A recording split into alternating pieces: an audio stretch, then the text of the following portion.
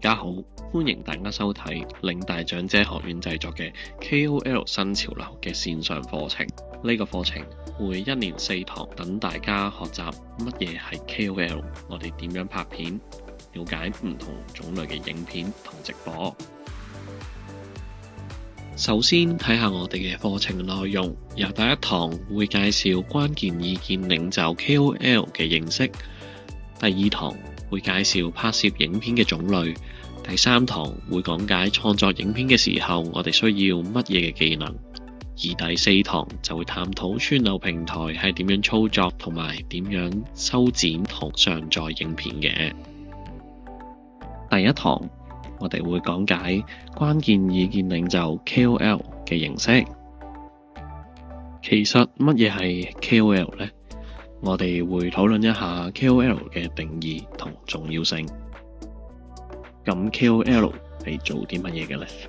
係網紅？係帶貨？係實況主？要做 KOL 嘅話，係咪要不斷咁樣拍片？要拍 vlog 或者要出去做街訪？甚至有啲人會誤認為 KOL 就係網絡明星。KOL 嘅重要功能之一就係分享個人意見、專業見解同生活經驗。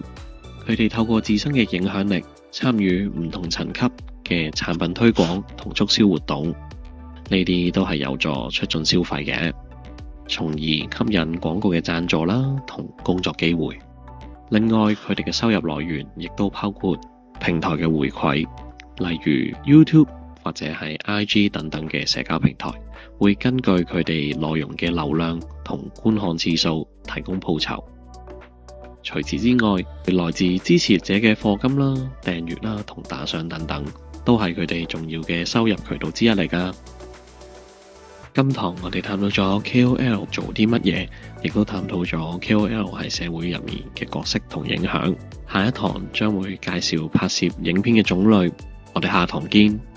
本影片由嶺大長者學院提供內容及製作。